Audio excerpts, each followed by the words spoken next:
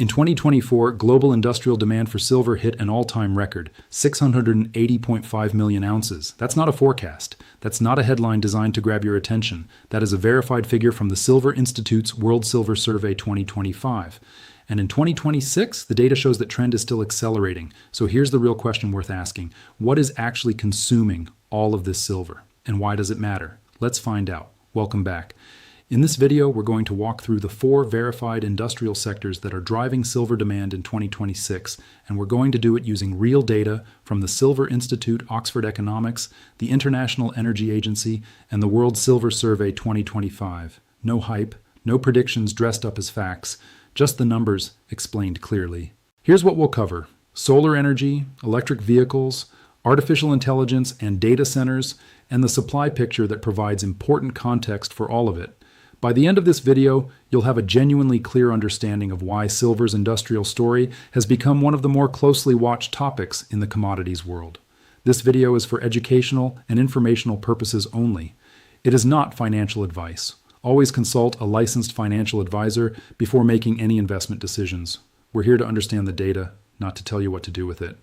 All right, let's start with the single biggest industrial consumer of silver on the planet right now. Think back to 2014. At that point, solar panels accounted for about 11% of silver's total industrial demand. That was already meaningful. But here's what's changed. According to the Silver Institute, by 2024, that share had grown to 29%. Nearly 1 in 3 ounces of industrial silver now goes into a solar panel. How did that happen so fast? It comes down to how photovoltaic cells, the actual technology inside a solar panel, are built. Silver paste is printed onto silicon wafers to conduct the electricity that the panel generates. Each panel contains roughly 15 to 25 grams of silver. That might not sound like much, but when you multiply it across millions of panels being installed every year around the world, the numbers become very large very quickly. And the installations are growing. The IEA project's global solar PV capacity will reach 665 gigawatts in 2026 alone. The European Union has set a target of 700 gigawatts of solar capacity by 2030. The IEA also projects that solar PV will become the world's foremost renewable energy source, growing at a compound annual rate of 17% through the end of this decade. What does that mean for silver? Analysts estimate that solar energy alone will account for 120 to 125 million ounces of silver demand in 2026. That's a significant portion of total global supply. Now, a fair question to ask is, can't engineers just use less silver or replace it with something else? Researchers have been working on this for years. The challenge is that silver has unmatched electrical conductivity. It's simply the best material available for this application. Some manufacturers have reduced the silver content per panel through more efficient printing techniques, and that's worth noting. But the scale of solar deployment has grown faster than the efficiency gains, so total silver demand from solar has continued climbing. The solar story isn't complicated. More panels are being built. Each panel needs silver, and the pipeline of planned installations is large and growing. If solar is the biggest current consumer, electric vehicles may be the fastest growing one. Here's a comparison worth understanding. A traditional internal combustion engine vehicle, a regular petrol or diesel car, uses somewhere between 15 and 28 grams of silver. That silver goes into things like contacts, connectors, and various electronic systems. Now take a battery electric vehicle. According to data from Oxford Economics and the Silver Institute, a BEV uses 25 to 50 grams of silver, roughly 67 to 79% more than its combustion engine counterpart. Why the increase? Electric vehicles are, fundamentally, sophisticated electronic systems. Silver is used in battery management systems that monitor and regulate the battery pack. It's used in power electronics that control how electricity flows through the vehicle. It's in the charging infrastructure, the connectors and contacts inside both the vehicle and the charging stations themselves. Every electrical contact in a high-performance automotive system benefits from silver's conductivity and its resistance to corrosion. EV-related silver demand grew an estimated 20% in 2025. And looking at 2026, global EV production is forecast to reach 14 to 15 million units. When you run those numbers, that translates to roughly 70 to 75 million ounces of silver demand from the automotive sector, a substantial and still growing portion of the total picture. The Silver Institute projects that automotive silver demand overall will grow at 3.4% annually from 2025 through 2031, and by 2027, EV production is expected to overtake combustion engine vehicles as the primary source of automotive silver demand, a crossover point that reflects just how quickly the composition of the global car market is shifting. This is a structural change in demand, not a short-term fluctuation. The technology requires the material. That's the straightforward version of the story. Now here's the sector that has moved most quickly from emerging to confirmed. And it might surprise you.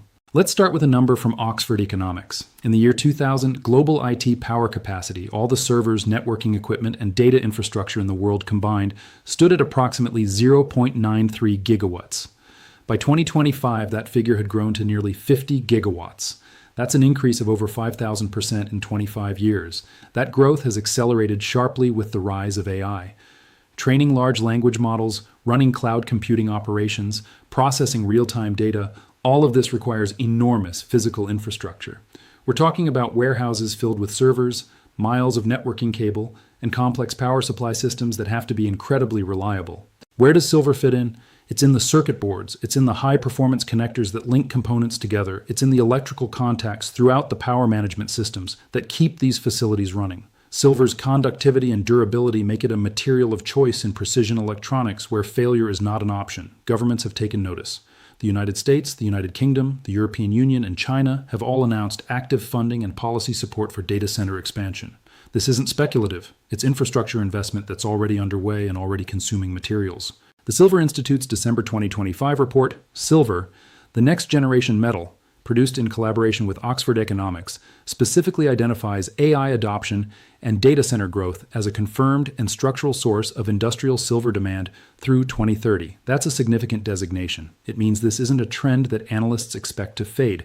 It's being treated as a durable feature of the demand landscape. What's interesting about this driver is how different it is from solar or EVs. Solar demand tracks panel installations. EV demand tracks vehicle production. Data center demand tracks digital infrastructure spending, which, based on current government and private sector commitments, shows no sign of slowing down. Now let's talk about supply, because demand doesn't exist in a vacuum. The global silver market has run a supply deficit for 5 consecutive years. That means the world has been consuming more silver than it produces, consistently, year after year. The 2025 deficit was estimated at somewhere between 149 and 230 million ounces, depending on the methodology used. The lower figure comes from the World Silver Survey 2025. The higher estimate comes from HSBC's 2026 Silver Outlook. The range reflects different ways of accounting for investment demand and above-ground inventories, but both figures point in the same direction. Why can't supply simply catch up? A few structural reasons are worth understanding. First, over 70% of silver mined globally is produced as a byproduct of mining other metals, primarily copper, lead, and zinc. That means silver production is largely tied to decisions made about those other metals. Mining companies don't build a new copper mine because silver demand is up. They build it when copper economics make sense. Silver supply, as a result, can't be quickly or independently scaled. Second, even when a new silver-bearing deposit is identified, the timeline from discovery to production typically exceeds a decade. Permits, environmental reviews, financing, and construction all take time. There's no shortcut. Third, recycling. While silver can be recovered from end-of-life electronics and solar panels, the infrastructure and economics of doing so at scale remain challenging. Much of the silver deployed in current solar installations won't re-enter the supply chain for many years. To be clear, this context does not tell you what silver prices will do, and it's not intended to. Markets are complex, conditions change. This is simply the structural supply picture as it currently stands, according to publicly available industry data. So how are independent analysts interpreting all of this? Oxford Economics, in a report commissioned by the Silver Institute and published in December 2025, concluded that silver is positioned to play a pivotal role as a, quote, next-generation metal across clean energy and digital industries through 2030. That framing, next generation, reflects the breadth of sectors now drawing on silver as a key material input. A peer-reviewed study published in Science Direct in August 2025 offered a more specific projection. By 2030, silver supply may meet only 62 to 70% of projected demand based on current production trajectories and demand growth forecasts. That's a study, not a certainty, but it represents serious academic modeling of the data. Equity Markets, writing in January 2026, noted that industrial demand is expected to remain a structural anchor for silver through 2026 and 2027, driven by the same sectors we've discussed today.